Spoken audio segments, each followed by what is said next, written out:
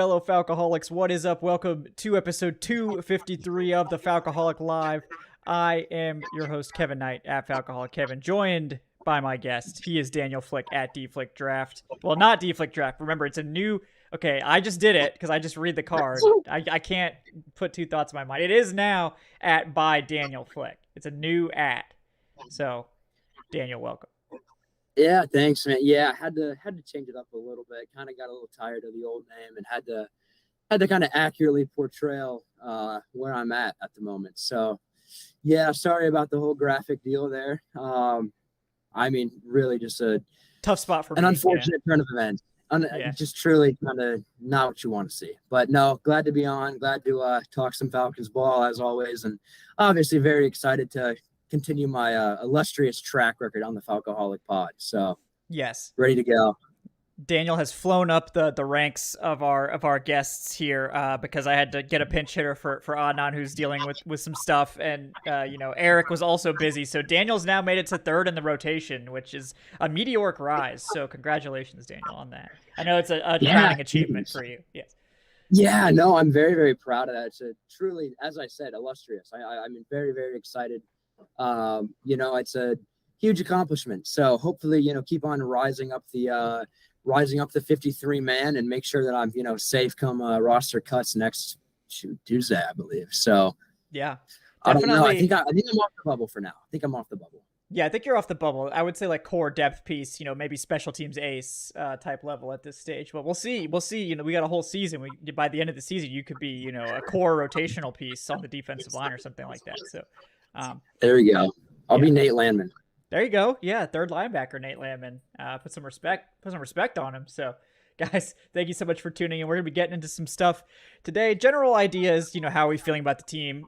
Because we will be off next week, and then of course we'll be back for the week 1 stuff. But so Daniel and I are gonna sort of talk about the Bengals game, what we saw. We're gonna talk about sort of our final thoughts on how the roster might shake out, and then of course talk about what we're looking to see against the Steelers this week. And yeah, we'll go from there. I think it'll be a fun conversation, and I appreciate everyone for hanging out with us tonight as we inch closer and closer to the regular season, which is just over 2 weeks away now. We are almost there. I'm very thankful for that, certainly, that it's almost over. But before we dive in even further, I just want to bring you a message from today's sponsor, betonline.ag, your number one source for all your sports betting needs. You can get the latest odds, lines, and matchup reports for baseball, boxing, golf, and more.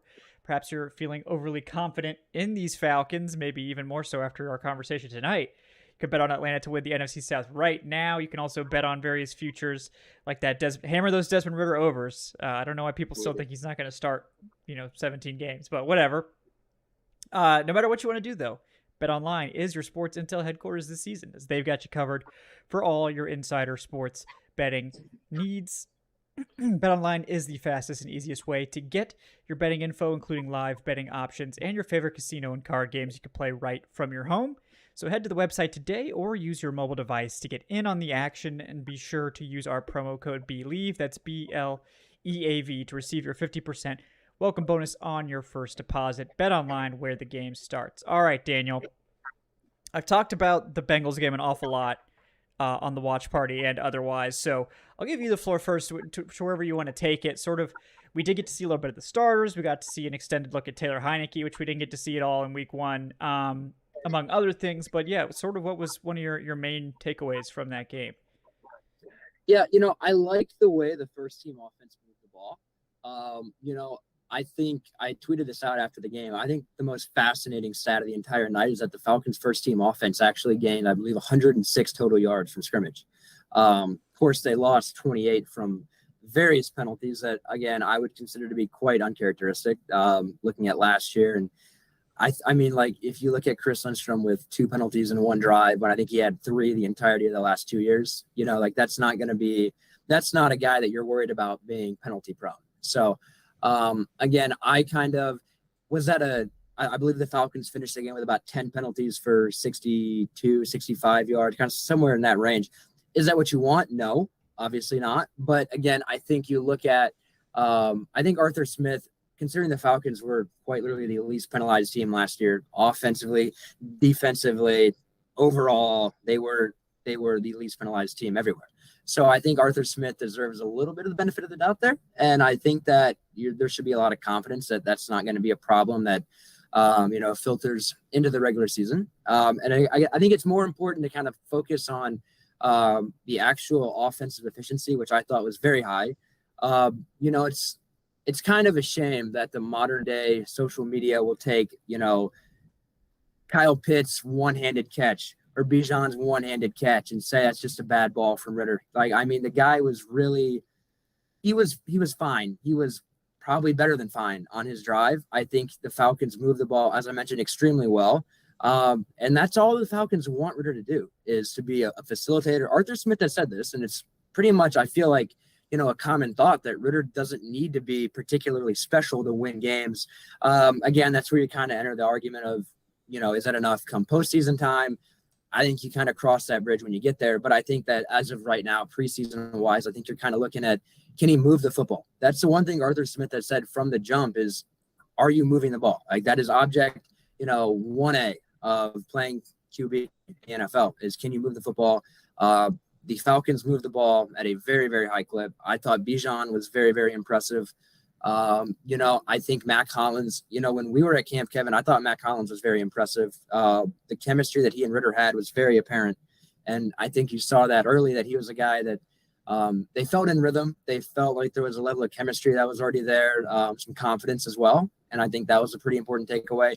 And I really liked the overall, I liked the variety of weapons that they had. And I felt like, we talked all offseason about how many weapons the Falcons have, and you kind of got to see it all. It kind of reminds me of that drive the Browns had. And I think it was 2018, 2019, when they had all that hype around Mayfield, Odell, Landry, all those guys. Like the first drive of the season, they just spread it around. It was a beautiful drive, and they didn't have that like the rest of the year. But that one drive kind of showed the potential of it. Obviously, with the Falcons, you're going to hope that that's more of a consistent thing. But that was kind of like the first thing that came to mind for me, is that's a drive where they showcased everyone that they had for the most part, and I thought was, pretty impressive. Moving over, I feel like the defense wasn't particularly stellar, but you know what? They kind of the theme of the preseason so far has been bend but don't break. And I think that was obviously a theme from last year's group too, but there was a little more breaking going on than what we've seen this year. And the more you hear Arthur Smith and everybody talk about the physicality, competitive toughness, everything that group has, the more confidence I get that they won't break as often as last year's team did. And so I think that was kind of another trend that I wanted to see. I thought it was good to see Calais Campbell play pretty well. And I think the preseason that D. Alford's had has been very, very encouraging. And I think when you look around really the entire defense, I think there's a lot of signs for encouragement. And obviously I think that unit's only going to, keep on getting better. So I was encouraged by what we saw from the first team. I thought Heineke was kind of what we saw at training camp, very hit or miss, very, explosive one play, turnover where they throw the next. And it's kind of like you'd like to see the veteran rein in a little bit, but that's not who he is. And so, he was all right. He was fine. I thought offensive execution, I think Igwebike continues to prove that he's probably got a really good handle on that RB4 spot. But yeah, ultimately, nobody wanted to end in a tie, but, Younghoe Koo hitting a clutch field goal late after some of his struggles earlier in camp and then in the preseason opener, that was pretty encouraging as well. So, overall positive night, I felt like. Again, walking out of that was a tie. It was not, kind of like, oh, well, but that's the preseason for you. But I think, if you focus on on-field stuff, it was a pretty good night. Yeah, I think you pretty much summed it up. I think what we saw from the first string offense is like, I don't know, like that was I don't know what more you could possibly be hoping for from that. It's just sort of one of those things where it's disappointing how it ended. And, I don't blame Ritter for that. I think it was pretty obvious pass interference. Some people said it was tipped. I didn't really see it, but I think one of those penalties you mentioned on Chris Lindstrom, definitely not a hold, just a bad call. So it's it's just one of those things. But I thought Ritter overall made the right decisions with the football. Obviously, some of those passes were, a little bit behind. But again, it was like their first ever live game action with these guys, so it happens, right? I mean, they'll get sharper throughout the season, and Ritter's never been a guy that's been overly like accurate with his ball placement, but he's good at getting it to the guy, a catchable ball. It's not necessarily going to be picture perfect, right on the numbers, passes every time, but he's going to get a catchable ball to his receivers. He did that all throughout college. It's something that he's very good at. So, I think that he'll be fine, and I'm not concerned about what we saw in this game at all by Ritter. In fact, I thought it was a good game from him, and the run game looked good. Obviously, love to see Bijan out there looking really special. I mean, it's just fantastic, right? And for the most part, the defense, not what you want to see against Mike White, but they played. The second string has looked really good still.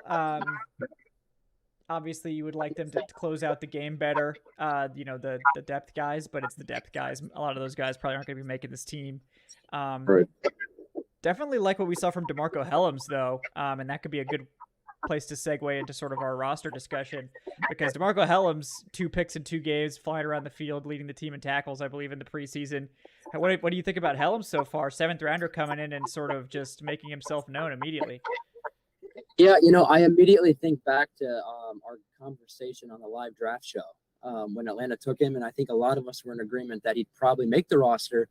And I kind of think that confidence waned a little bit, kind of, throughout OTAs, and then entering camp, he kind of felt like a guy who was on the outside looking in, especially because he spent so much of camp, with that third team. And then I think, in Miami, he started with the second team unit. I think that was about as encouraging for his roster odds as the actual interception that he had on that first drive. Obviously, that only helped. The one thing Arthur Smith keeps saying, he keeps it very, very simple with Helms every time. It's just he's really good at football. And I think, a lot of people kind of overanalyze, and he's not that fast. He's not overly athletic. Can he cover? He can hit people very hard. And he's very, very good, as he's showing right now, at being around the football. And, I think that's a very important attribute for a safety to have. And Helms, he keeps popping for what I would consider to be the right reasons. The question is, will Atlanta carry 4 safeties or 5? And it's going to come down to Helms and Abernathy probably. That certainly feels like where that competition's at right now. If they keep 5, you'd think Helms is probably pretty safe. But, again, with his skill set, he can be a very good special teams contributor, I feel like. And I think when you kind of look at his overall preseason play, he's only helped himself. And I think, again, I go back to him starting the game in Miami with the second team, which that alone tells me that he kind of played up kind of into that level of play. And then, as you mentioned, preseason leading tackler, or at least among them, 2 interceptions.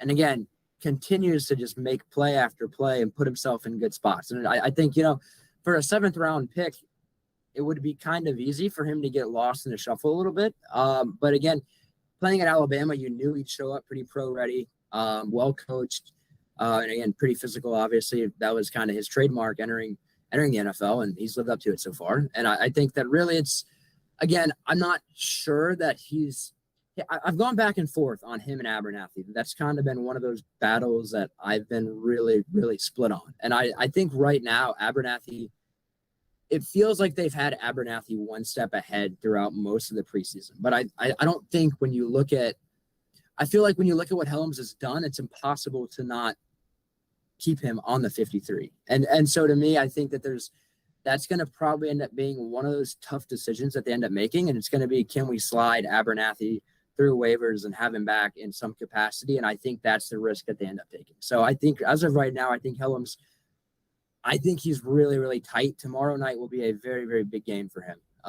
Very big game. And I'm very excited to kind of watch, how he performs. And again, if he makes another interception, that's 3 in as many games. And I think that'd be just about impossible to leave off the roster. So I don't think you can ask for much more out of him, considering where he was at the start of camp.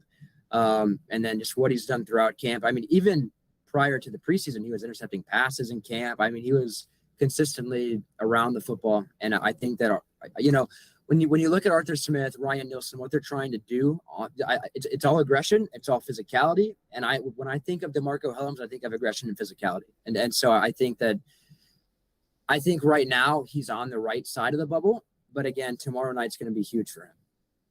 Yeah, no, I agreed. I mean, I think that Hellams is it Helams or Hellams? I keep saying Hellams, but it's always been Hellams. Okay, I thought so, because I know some people are saying Helams. I'm pretty sure it's Hellams. I think Hellams sounds more like a strong safety to me also. So for the vibes, I think that would be the way I would lean. But yeah, I mean, and we just got a donation from Brandon saying DeMarco Hellams deserves respect. Please talk about it. So Brandon, we preemptively answered your question, I guess. Thank you so much for the donation, though, man. Really appreciate that. But you're absolutely right, and I don't think there's really any chance that Hellams is not making this roster. Like if it was like he wasn't making any noise. When we were there, it looked like Micah Abernathy was maybe ahead of him on the depth chart, playing with the second team, while Hellams was mostly with the third team guys. But at this stage, it's clear that DeMarco Hellams is the fourth safety. And I would be happy to keep Abernathy as a fifth safety if they choose that. I tend to think they're going to go with more corners, particularly with the question marks surrounding Jeff Okudah and his status for week 1, and Mike Hughes even. It seems like the buzz is that Hughes will be back for week 1, but they may have to carry even a seventh corner, like what Aaron Freeman said when I went on his show yesterday. I think it came out today that like he's having Darren Hall making the roster as a seventh corner because it might be that both Hughes and Okudah are going to miss week 1, but not miss enough time to be put on IR. So they might just have to carry that extra corner for a couple weeks until those guys are ready to go. So we'll see. But I definitely love what we've seen from Hellams, and I think all the rookies for the most part have impressed. I think Bergeron didn't get a particularly good grade from PFF, particularly as a pass blocker, where they really maligned him, but he didn't give up any pressures or sacks. I think I heard somebody talking about, he gave up, he lost one-on-ones in pass pro, but if you don't give up a sack or a pressure, it's like, okay, what exactly are we tracking here? But dominated as a run blocker, and that's really why they wanted him in the lineup early, is because, right away he's going to give you so much as a run blocker with his mobility that the Falcons just haven't had there maybe since Andy Levitre. So, I'm really excited to see him as well.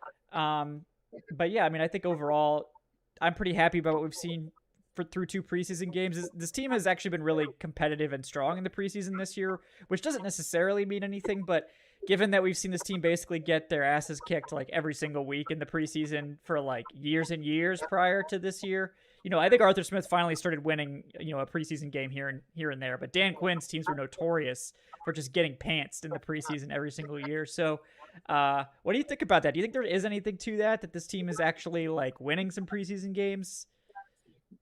I mean, it's definitely interesting. I was kind of sad to see the Ravens' 24-game win streak come to an end, just because that was about the most legendary. Yeah, probably will never happen again. I mean, I also quite enjoyed the fact that they flashed back to that 2015 Falcons win over them, finally on the right side of history. So, but no, I think it's you could definitely argue it, either way. I believe the last time the Falcons went undefeated in the preseason was the year they went to the Super Bowl. Correlation does not equal causation. I don't know if that's the right order, because no. Anyway, so unbeaten, basically, unbeaten, yeah. So we're on track. We're on track. Yeah, whatever it is about correlation, causation, all that stuff. But got to hit the books. But I think, it's important, I think, especially to look more for the traits above kind of the win-loss. And I think, again, this year's team, it's all about depth. And I think preseason, again, you kind of look back at really, you mentioned Quinn's teams, especially towards the end, didn't really have that depth. And we kind of saw that get exposed, especially I think it was 2018 when, the team got shredded early with injuries and then just couldn't really, hold on. And obviously, that was quite unfortunate considering how 2017 ended and all that. But I think, obviously, especially early on in Arthur Smith's tenure, 2021 preseason was entirely uncompetitive. And that team obviously was not, very talented. The bottom of that roster was especially not very talented. And I think you're kind of seeing with this year's team, it's something that, I've heard a lot of the players mention, a lot of the coaches mention. preseason in particular this year and what they've shown is about establishing that identity. And, you've seen a collective identity, whether it's, Bijan or whether it's Breon Borders or DeMarco Hellums or whoever it is. These are all guys who are physical, aggressive, competitive, and they want to win, And I mean, it's obviously everybody wants to win, but you're seeing guys who legitimately embody what it means to want to win. And I think that the energy that you're kind of seeing so far has been very, very noticeable. And I think that it speaks a lot to where they are at, with the culture. And we've heard about culture for so long, it's kind of still a sore subject from the last regime.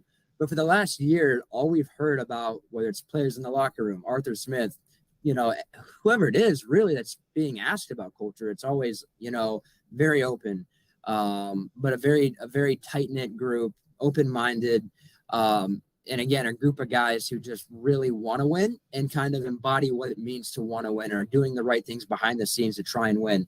And so I think for me, the most encouraging part of it all, even beyond the score and the overall on-field competitiveness, is that you've kind of seen a collective identity from 1 through 90 right now. And so it's good that they're winning. And I think it shows that the overall process that they have right now is working and should not be, kind of, I guess you always want to tinker with it a little bit. You can't stay stale, but I think where they're at right now, they've for sure made pretty big steps in the right direction. And so I think, overall preseason, leaving 2021, I feel like it would have been very hard to feel optimistic. I remember that time quite well, and it was hard to feel optimistic. I think there's a lot of, again, whether it's on-field tape, we mentioned how, relatively impressive the overall performance was from the starters on Friday night. I think really it's even beyond, again, the score. It's nice that they're winning, but I think really you just have to take a really big positive in the collective identity that we've seen so far. So, yeah, again, kind of excited to watch that and see how the top 53, I guess just the 53, looks obviously on Sunday, and I believe it's 17 days now. So yep, that'll be entertaining to watch, and pretty excited about that. Yeah, it's certainly more fun to watch the team win ever, like, period. Like, the preseason games don't really count, but like, it's still fun to watch the team win no matter what. So, and you like to, I mean, you touched on Younghoe Koo getting that field goal, and I mean, I wasn't concerned after like one preseason game, like, oh, Younghoe Koo, he's probably cooked. It's like, no, like, come on, everybody relax. Like, he barely kicked in training camp, like, at all. Like, they're like, we're not gonna bother like making you kick a bunch in training camp. We know what Younghoe Koo is. He's fine.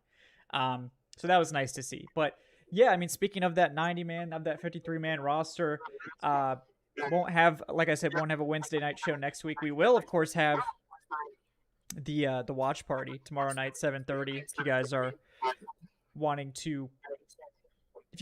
to watch the Falcons versus Steelers preseason game with us, not a play-by-play under any circumstances, definitely just a watch party. But yeah, let's get into some of your ideas about this roster. I just did a 53-man roster projection. Curious what your thoughts are. Let's start with quarterback, where there is obviously an open question about whether or not the team might keep Logan Woodside on the 53-man roster. Curious if you have a take on that at this stage. Yeah, first off, I would recommend reading Kevin's roster projection.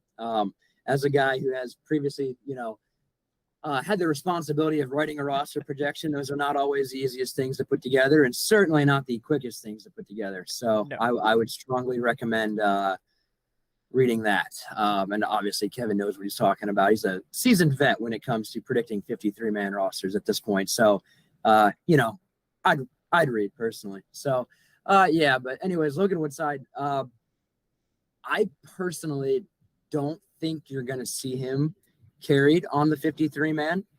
I think you're going to see him be more of a true practice squad guy. But again, I don't have a firmly defined take on that, but as of right now, I don't think, with as competitive as the roster is, that they're going to try to sneak that third quarterback in, especially with the team's identity being so run heavy as well. I think that should factor in as well. But, I think as a whole, Woodside's preseason has for sure helped its cause in that regard, but I still don't think it's going to end up being enough to where they're, like, we have to keep this guy on the roster. And again, I think it's really kind of interesting. You mentioned Mike Hughes. Obviously, you have Breon Borders, who's been pretty impressive so far in camp in the preseason. I believe he's got a 2-game suspension, which could kind of, mess around with some of the stuff they do with the roster. But I still think Woodside probably right now is not going to get the nod. It's interesting because obviously the last few years you've had Felipe as that third quarterback, slash fourth tight end slash everybody's most hated player, which is obviously a very versatile role for him. But poor Felipe. But with Woodside, R.I.P. Felipe. But no. R.I.P. the Frank Stream. Yeah. You know what? We'll always have that 2021 preseason. But no, I still think that Woodside, that would be the argument. I think if you're arguing for it, it's that they've typically carried that third emergency quarterback in Franks, and he's no longer there, which kind of opens up the spot. But I think the counter for that is that Arthur Smith, Fontenot, everybody's been stressing for the last 4 to 5 months about how competitive this camp would be. Arthir Smith reiterated it, I think yesterday, 2 days ago, just how competitive it is from top to bottom. And with that being said, I don't think they'll, carry the third quarterback, considering that they could for sure allocate their resources elsewhere. Yeah, that doesn't.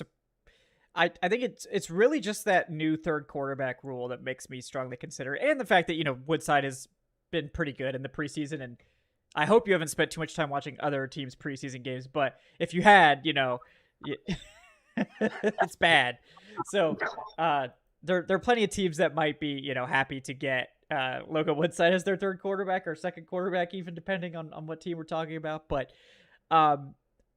running back, there is something, and that's whether or not Godwin Igwebuike is going to make the roster as a fourth running back. Falcons have typically carried 4 running backs, but they want that fourth running back last year was Avery Williams, who was also the punt returner, who was also the, a key special teams player. Now that fourth running back probably just going to be a game day inactive. So curious it seems like you're a big fan of Igwebuike, and I am too, but with the roster math, what do you think about him actually making this 53-man roster, at least to start the season? Yeah. I tend to think he's in a good spot, especially with the Falcons. I think still kind of, monitoring Cordero Patterson's progress. I think that's another important aspect, especially when you think about that he's such an important part of the return game. And obviously Igwebuike, it's a very big tongue twister, Igwebuike has been their starting kick returner in the preseason, or at least he was against Cincinnati. And so I think with Patterson, if it's a deal where they're not, we saw last year, they weren't really running him out there more than a handful of times. And so I think with Igwebuike, he's been so impressive the whole preseason. Obviously, his story is fantastic, and it's very impressive. He's reached this point and kind of ascended how he has in the 3.5-4 weeks he's been in Atlanta. But I think when you look at it, you're completely right about Avery Williams last year. That was, I think, kind of a niche role. But I still think I think it's important that you mentioned early in the season, and I think Igwebuike will make it early. Especially, I think if Cordero Patterson was a full go, it'd be a little bit more of a closer debate. But I think when you factor in how Igwebuike's performed, again, his pass is a pretty successful, returner. And again, Patterson's injury history is not, overly encouraging at age 32, I believe, right now. So those factors for me tend to lead me to think that Igwebuike is probably going to end up making the team. And again, I think that's a spot that if I was a Falcons fan, I'd feel very confident in, because he's been, in my personal opinion, I've been highly impressed with him. I think, every time he's touched the football, I feel like it's been positive. And so I think that's one thing. I don't think entering the preseason, a lot of people had Igwebuike over Carlos Washington. It was close, but I think the camp that Carlos Washington had, I remember the first week or two of camp, there was a lot of buzz about how Washington started. Michael Petrie was a big fan of him, Atlanta's running backs coach. There was a lot of positive talk. Arthur Smith mentioned that he was making plays and flashing in a positive way every day. There was really a lot of momentum there. And so it kind of feels like the preseason's kind of stalled that, and Igwebuike completely flipped the script to where that's not even a conversation really about whether he's RB4 or not. And so I still think that they will carry that fourth running back, particularly early, and then kind of feel it out as the season progresses. But I do think Igwebuike's in a pretty good spot right now. Yeah, he's sort of clearly taken over that spot and pretty quickly too. So I've been pretty impressed with how he's done that. All right, got to get to the all important one, of course. Who's your wide receiver 5? At this point, we've lost Frank Darby in that competition, and it's sort of up in the air completely. So who's your guy right now for that all important 5th wide receiver spot? Right now, I think Josh Ali ultimately ends up winning the job. I think Josh Ali's overall summer, I remember he was pretty impressive in OTAs as well. He created a little bit of buzz there with his chemistry with Ritter and all of those things. He's a pretty consistent impact player. And then lately he's been getting a couple first-team reps in practice from the sounds of it and, throughout various rotational things. But I think if it's not Josh Ali, I think the sleeper there is Zay Malone. I think obviously he's Atlanta's leading receiver in the preseason. Yeah, there it is. Yeah. I've got a little Zay Malone featured article coming out here in a couple of days, so that'll be pretty enjoyable. But yeah, it's I think when you look at Zay actually told me that he feels like him and Scotty. So pretty much he told me that obviously Scotty's kind of the top speed guy in that offense, but he feels like he's kind of right there with him. And again, when you look at Atlanta's receivers room, there's not a whole lot of speed other than Scotty Miller right now. Obviously Hodge is a pretty safe bet. I believe he's kind of worked his way into that wide receiver 3 spot, even above Scotty Miller. So that's kind of another interesting conversation to have. I'm sure it'll all kind of play itself out with, whatever look they're in personnel wise anyways. But I think as of right now, you have to feel like Josh Ali's the favorite. And he hasn't really done anything to hurt himself. Obviously, I believe he tied with, I think it was Arcega-Whiteside last game for Atlanta's leading receiver, 3 receptions for 39 yards, if I recall correctly. And again, he entered preseason looking like the favorite there between him and Darby. It was pretty close between he and Darby. And I think when Frank Darby went down and obviously he's waived, and that, on a side note, I think, you hear about how Mac Hollins and Ritter and London and all those guys offensively talk about how much he meant to the energy of that room. That was kind of my first thought, is that's probably a tough day in that room. And it would not shock me at all if they try to bring him back in whatever capacity it is. But just to have him in the room, I think would just be so important for what they're trying to do. And again, he's a juice guy. That's what TJ Yates said, is he's our juice guy. Mac Hollins literally said that, between the two, that Frank brings more juice. And, I think it's kind of a bummer that he's gone. But I think him leaving opened up a great opportunity for Ali to win the job. And I think with how he's done the entire summer, the full body of work is probably going to end up being enough for him to win that job. Yeah, that wouldn't shock me either. And I had Ali making it as the 5th receiver in my projection, so I agree with you there. But I mean, I can't quit Zay Malone. I'll pound the table for him all day. And what you mentioned is true. Like that, they have sort of 3 of those like bigger receivers, and then they have Scotty Miller as like the one deep threat. What do they want for that 5th spot? Do they want another bigger guy? I mean, Ali's sort of like a versatile guy, so maybe he makes a lot of sense for that spot, but they don't really have a lot of team speed outside of Scotty Miller, and Kyle Pitts is obviously going to be one of their deep threats, and probably could have been a really good one last year if they had a quarterback that could get him the ball. But that notwithstanding, they do need some guys, and I think Scotty Miller's a good one. But if Zay Malone has like a crazy game against the Steelers, then I feel like they may have a tough decision to make there, because he's probably not getting to the squad at that point. I mean, he's one of the top receivers in the preseason overall in terms of his yardage. So that's definitely one to monitor. Let's move over. Well, one quick question about the offensive line. Do you think they're going to add somebody to this group, or do you think the group that they're going to go into the season with is already on the roster? I think they're going to probably roll with what they've got. And I don't really think it's a coincidence that Kyle Hinton has drawn a lot of praise the last few days from Arthur Smith, and has received considerably more reps higher up the order the last few days. So I think, as of right now, I think Kyle Hinton, obviously not a guy that a lot of people are familiar with, but I think that he's a guy that they trust quite a bit inside the room. And I think that that's probably going to be where they go. Obviously, you got a lot of love for Reisner. I think I saw somebody in the chat comment that as well earlier. That'd be a pretty solid pickup, I think, especially when you look at, I believe he started just about every game in his NFL career over the last 4 or 5 years. So would be a valuable addition. Obviously, they've got the cap space to do it. It's just going to be a matter of whether they want to. And I personally think they feel comfortable with Hinton. But again, if Bergeron goes down, do you really want to start Kyle Hinton at left guard? That's going to be I don't know. I personally, I don't want to do a lot of things, you know. Yeah, exactly. I feel a lot more confident with Reisner, but I tend to think that as things stand, they're probably going to feel okay. I think they're probably going to try to reassess things after they kind of trim the roster down. And again, that's the one thing a lot of people forget is that they're going to trim it to 53, and then that 53 won't be the actual 50. Very unlikely that 53 will be the actual 53. So I guess my official answer is ask me in a week, which is actually kind of a cheated question because you're not going to have a show next week. So I get 2 weeks now to kind of consider my answer, which I'll spend the entirety of every day for the next 2 weeks strictly thinking about that. But as of right now, I think Kyle Hinton probably gets the nod. Yeah, no, that wouldn't shock me either. Moving on to the defensive side here. Curious what your thoughts. I think the edge group, there's not really much intrigue there. They're going to keep 6 guys. They're going to keep, all it's all, that one's been pretty much set in stone since the draft, essentially. But interior defensive line has definitely gotten a bit more interesting with Eddie Goldman, leaving the team.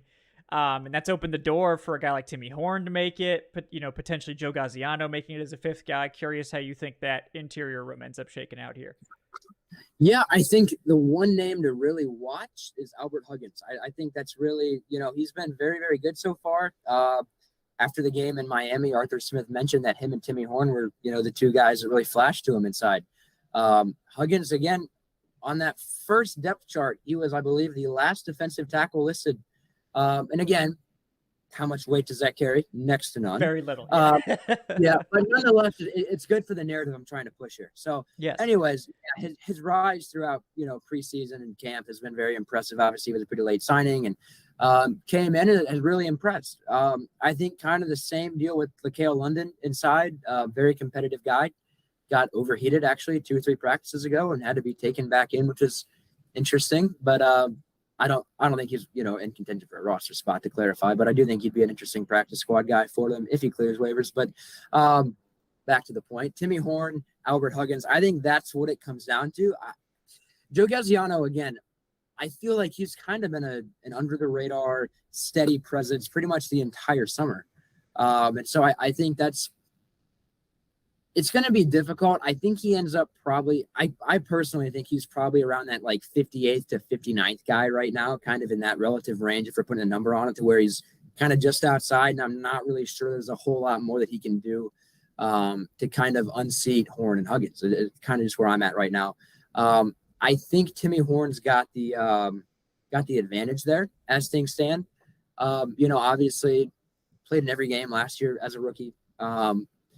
Has drawn some praise, throughout camp as well. And I think Huggins has probably outperformed him in the preseason. And I think that's particularly important to consider as well. But I think with Horn, considering that he's been in the system pretty consistently improved throughout his rookie year last year, and at the end of the year became a pretty consistent presence up front. And so I think that's kind of that level of trust, I think, is ultimately going to end up winning him that competition. I wouldn't hate seeing Huggins get the job, though, because I think there might be a little bit more upside there. With Timmy Horn, we kind of feel like you kind of know what you're getting with him at this point. And I think with Huggins, we've seen a little bit more pass rush juice at various points than we've seen from Horn. And I kind of think that I really would have liked to have seen Eddie Goldman in that competition. I think that would have been a very intriguing battle to kind of watch and to have seen where he was at physically and everything. And obviously it's unfortunate that he ended up having to retire again. But I tend to think that right now Horn is where they're leaning. Again, Huggins is deep down. Huggins is kind of the guy that I think would be a little bit more intriguing, but I think where they're at, kind of just running a steady nose tackle, I think Horn's probably got the inside edge there.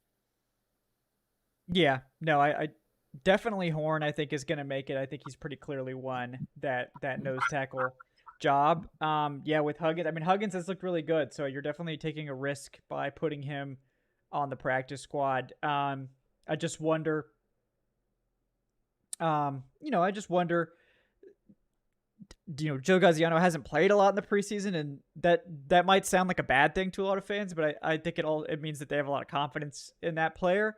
So we'll see. We'll see what happens there, but it wouldn't shock me if they do go for the upside play there, like you're saying. Yeah, at linebacker, I think linebacker is one position where there's legitimately a wide open spot there at linebacker 4, maybe 5 if they decide to keep a fifth guy. It seems like Tay Davis and Andre Smith Jr. are pretty hotly contesting that final linebacker spot. Where do you lean at this stage between those two guys? I think it's interesting is I'd throw Mike Jones Jr. into that mix as well. Yeah, he's there. He's another guy that I think, I believe has kind of seen some increased reps with a few of the higher teams in practice the last few days. And so I think obviously the way he's played in the preseason has been pretty impressive. And then you factor that into the equation. I think he's for sure a guy kind of rising late. So he'll be interesting to watch tomorrow night, I think for sure. But between those two guys, Tay Davis, I think has kind of had the edge throughout camp. When we were there, we were kind of in pretty big agreement. When Walker was on the roster, still looked like he was pretty safely, linebacker 3. That the kind of last two linebacker spots looked like it'd be Lamb and then obviously Tay Davis as well. It's kind of he looked like he had a pretty firm hold on that linebacker 5 spot. Andre Smith has played pretty well in the preseason. I think Mike Jones he's very intriguing to me. Look at his college career. I was doing some research on him actually this morning. You look at LSU, Clemson, that's where he played, obviously. They're not the most productive guy. Like, I kind of looked at it, and his career numbers, I thought I was looking at, like, a misprint, like a typo of, was that, like, his final season numbers? No, it was, like, his career numbers, about 104 tackles, if I'm not mistaken. But, again, I think he's another guy that's consistently gotten better. And you look at the high-level Power 5 talent, kind of like with Helms, as we mentioned earlier, kind of how he's wired, relatively speaking. And he's been around high-level football for a pretty long time. And so I don't think he's going to make in the roster. I think there's a pretty good chance he's in Atlanta in some capacity, probably as a practice squad guy. And, potentially a guy that we see as an elevation at various points throughout the season. But I do think he's a guy that they like quite a bit. And I think are intrigued by with the talent and the way he's consistently improved throughout the summer. But I think right now it's probably a pretty safe bet. You see Lamb in at linebacker 3, Tay Davis at 4, and then, assuming they carry a 5th, probably Andre Smith there. Yeah. I mean, I think Nate Landman's pretty clearly won that 3rd linebacker job, and good for him. Going undrafted after a pretty devastating college injury that really slowed him down. It seems like maybe he's getting back to if you go off his tape from the year that before he got hurt, like, he was looking like this is a day 2 linebacker prospect. Like, this is a guy that's probably going to be going in the 2nd or 3rd round of the draft. And the year after that injury, not the same athletically, didn't end up testing out like terribly at the combine, but didn't flash like he did before the injury. And sometimes it just takes time to come back from devastating injuries like that. And, I'm pulling for him, but I think the Falcons may have really unearthed something in Nate Landman, and we'll see how much, he's able to contribute this year, but he'll certainly have an opportunity to get on the field. And it seems like his presence and emergence sort of was enough for the team to move on from Michael Walker, which I think is notable for sure. But moving on to the corner room, this is another one that's pretty established, the 6 guys they're going to keep. I've been kind of surprised by Trey Flowers actually being the cornerback 2, basically next to Terrell with Okudah out. And obviously, that's with Okudah out. But what do you think about Flowers playing basically a starting role for this defense to start the season? Any other takes on that quarterback room also? Yeah, admittedly, I don't love Trey Flowers being in that spot. I walked away from camp thinking he was much more of a fringe roster guy than I did a starting corner. Again, you look at the size. I saw him first day of camp, and I was like, wow, like, okay, who's that? Like, immediately looked down, checked the roster, like, okay. But I don't love the idea of him starting week 1. I would be more, if you want my personal opinion on it, which I'm on the pod, so I would hope that you do. Yes, please. I think that Atlanta, D. Alford and Clark Phillips have both proven, obviously not in the NFL, but they have both proven at high levels of whether it's pro ball or college ball that they can play on the outside. And I think if you're trying to put your best defensive lineup on the field, I think I would at least try and see what it looks like to put Phillips or Alfred on the outside. I know Alfred can play on the perimeter. I have it on very, very good understanding that he can play on the outside. And again, Phillips won Pac-12 Defensive Player of the Year playing outside cornerback for the most part. So to me, those are two guys who have been very good throughout camp. And, I think that really, if you're trying to play your three best guys, those are obviously you have those two, AJ Terrell on the opposite side. That's how I would go about it. That does not appear to be how they're going about it. And I totally get not wanting to put Clark Phillips on the field early if you're not confident in that. I understand it completely. We'll see about Trey Flowers, obviously. Again, he's been in the NFL for a pretty long time. I think there's also, a reason that he's kind of become more of a, rotational niche role defensive back and special teamer. And obviously we're going to see how soon Okudah can come back. Cornell Armstrong, I think, is a guy that has gotten a lot of bad looks, but is a guy that Falcons are pretty fond of. Am I saying I'd start him at corner? No, but I do think he's a guy kind of underappreciated. If we're talking about Trey Flowers, I think it'd be an interesting conversation between him and Cornell Armstrong. I saw Cornell Armstrong in pretty good position a lot of times in camp and couldn't make the play, which is obviously, an important part and why he's kind of on the cut line there. Everything else that isn't, involved in that conversation. But I think Darren Hall is another guy that I would like.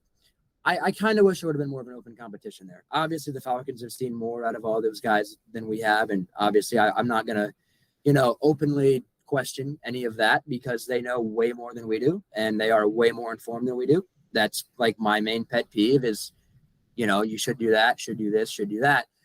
But I do think, it'd be kind of fun to at least try Clark Phillips, Alfred, Terrell as a trio there and kind of see what happens from there. But is that going to be what happens? Does not appear likely. So kind of just a pipe dream for the time being. Yeah, no, I mean, I think that you look at you look at week 1 and the Panthers are struggling, obviously. This is a team that has been one of the worst teams in the preseason. But on top of that, DJ Shark announced he has a hamstring injury, which is definitely not something you want going into the season. Terrace Marshall's already out. Laviska Shenault just got a concussion. This is a team that's extremely thin at wide receiver now. They don't, and the thing about it is that this is not a team that outside of Jonathan Mingo has significant size at wide receiver. So to me, this would be the perfect game to have Clark Phillips because, I mean, who are they playing? Shi Smith, 5'10", Shi Smith. Like, I think Clark Phillips can handle that. Like, this is where you have him. He's for those types of guys, and you've got D. Alford on Adam Thielen in the slot. I love Adam Thielen, but old man Adam Thielen. I'm just sorry, I'm not that scared of that. And then Jonathan Mingo, rookie wide receiver guy I liked, but not someone certainly I thought would be an NFL wide receiver 1 in first week of the NFL season. And, AJ Terrell, I think is going to, be able to lock that down. So it's, we're not getting into the Panthers preview, but I think if they were going to try to give Clark Phillips a soft landing into the NFL, this would be a great opportunity to do something like that. Yeah, I'd look for AJ Terrell to post a pretty high PFF grade on Monday morning. But I agree with you. And I think, that's kind of the part about the NFL, and especially with rookies. We had the conversation last year with Ritter all year about, when's the right time to put him in the lineup. Again, as I was kind of just saying, they know more about where Clark Phillips is at as far as, mentally understanding everything that's kind of happening around him. But again, you've seen him hold his own against Drake London several times throughout camp. That's a guy that is 6 foot, every inch of 6'4", 6'5". Clark Phillips held his own. He's made plays on the ball. He's lost plays on the ball. As Arthur Smith said, that's what happens when you have two really good football players. It's good on good. That's what London told me at camp or told somebody at camp. No. Yeah, it definitely wasn't me. No, I asked him at AJ Terrell. No. Okay, yeah. But he told somebody else about Clark Phillips. It was good on good. And so I think when you look at that, I think there's no reason personally, when you kind of break it down, especially as you did, the matchups you have, and again, how he's performed. Obviously, we haven't seen him, a terrible amount in the preseason after the injury in Miami, which is quite unfortunate. But again, I tend to think that Clark is. I think he's going to be a good pro, and I think that the situation sets up well for him to have a really good showing. In week one, if that's where it goes, hopefully we can see him on the field tomorrow. It'd be really quite intriguing if they rolled him out and he played some outside corner, and you could actually see him play outside corner in the NFL and kind of see how he handles all that. But I think absolutely he's capable of playing on the perimeter, and I think that this would be a good opportunity for him to show that. So, again, same situation with Alfred. I think he could do it. And personally, Carolina's receiving core at the moment is not exactly one that's going to have you trembling. So I think it'd be a good opportunity to try it. With that being said, it's also a good opportunity for Trey Flowers to, should he start, to kind of play and you're not overly concerned about Carolina's receivers, as I just mentioned.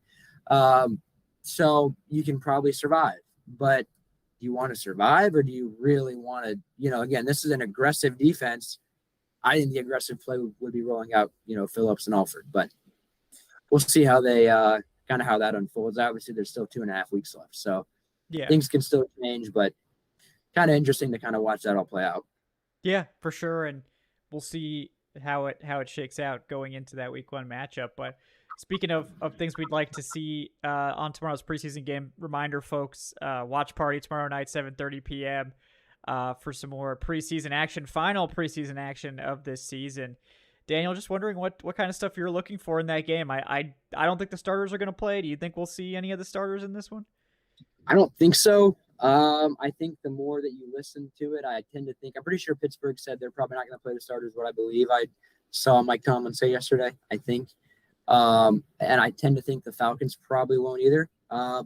Again, especially the more that you kind of hear Arthur Smith talk about how competitive it is trying to make this roster, I think every snap they can get is going to be particularly important for some of those evaluations, especially when you kind of look at, I think that linebacker spot, Mike Jones, I think has a sneaky chance there. And again, I think if he has a really big game, obviously we'll kind of see how that goes. I think Helms versus Abernathy is a little closer. I think that'll be an interesting one to kind of watch unfold. Obviously, receiver 5, Kingsley Malone, continue, his very productive preseason. I tend to think so. But again, it's really just another opportunity. I'm kind of excited. I think if Logan Woodside, you mentioned earlier just how good he's been in the preseason. If he puts together another very, very impressive showing, I definitely think that kind of changes where things are at right now. Because as you mentioned, I was watching Baltimore the other night and saw Anthony Brown play quarterback, and I tend to think the Ravens would probably rather have Logan Woodside than Anthony Brown. Perhaps not for their offense, but just, again, as you were mentioning, as far as overall performance levels, Logan Woodside, just, using that as an example, Logan Woodside would be a better option, I think, as a second or third, obviously probably third quarterback than what some teams currently have on their roster. So should he go out and show that tomorrow night, kind of makes that decision a little bit closer and a little bit more interesting to watch. I think the defensive line, especially interior, kind of as we've mentioned, Timmy Horn's been playing a fair amount in the preseason. Same with Huggins. Kind of how does that unfold? Can Huggins continue to stack really productive preseason games? We'll see. I'm just kind of eager to see that identity kind of keep showing up as well. That's one thing for me that I'm pretty excited about, because the more that you see that consistently happen, the more it legitimately becomes an identity, and not just, hey, we think we have an identity. It's, hey, we actually do have an identity from top to bottom. And especially tomorrow night, assuming that we don't see Ritter or any starter for that matter, you'll really see, a full showing from second and third team guys and beyond. And so I'm pretty eager to kind of watch that. And again, excited as well that it's the last preseason game, because then we're, I believe, a little bit over 2 weeks away from finally kicking off in week 1. So that'll be very exciting, very, very, very exciting, very long off season. Obviously a lot of anticipation, a lot of optimism. And I think you can, if you finish the preseason strong, and you can kind of see hopefully fewer penalties as well, is one other thing I'd like to see. But just, overall clean, healthy showing. I think, again, those are the two probably on-field things, and then just overall, quality tape. So, I've been content with how the first 2 preseason weeks have gone, and I think the Falcons are too. And, hopefully in 24, 36 hours will kind of have the same feeling to it. Yeah, healthy. Want everyone to stay healthy.